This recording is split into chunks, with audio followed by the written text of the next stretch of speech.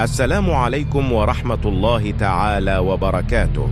إذا كنتم من محبين قصص الرعب وقصص أخرى لا تنسى متابعتنا وشكرا.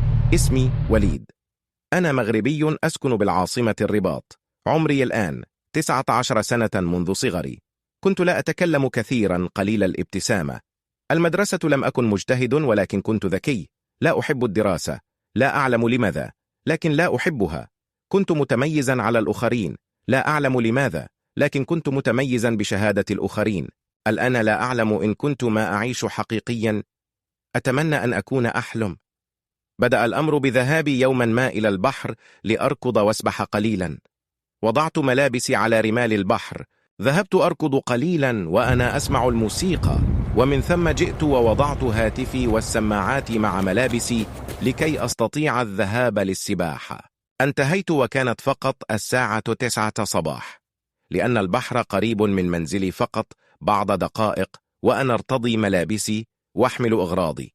لمحت رجل يرمي كتاب أسود وسط الصخور، فتفاجأت.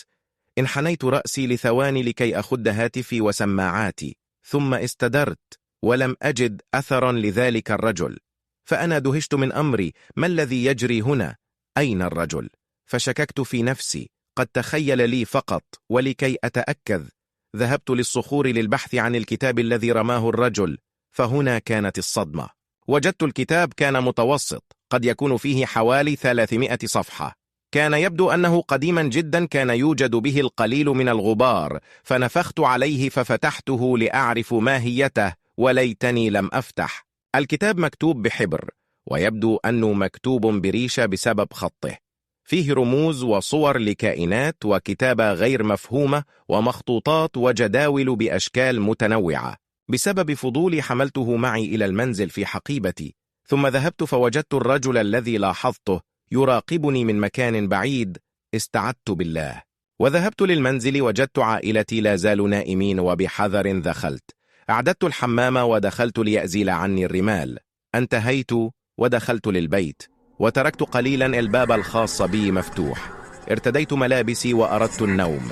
نظرت في الباب، لمحت شخصا يراقبني فارتابني الخوف. ذهبت لأنظر من هذا، لم أجد أحدا. إذا أعجبتكم الجزء الأول من القصة، قم بي المتابعتنا وأكتب كلمة ثم في التعليق. سنقوم بنشر الجزء الثاني من القصة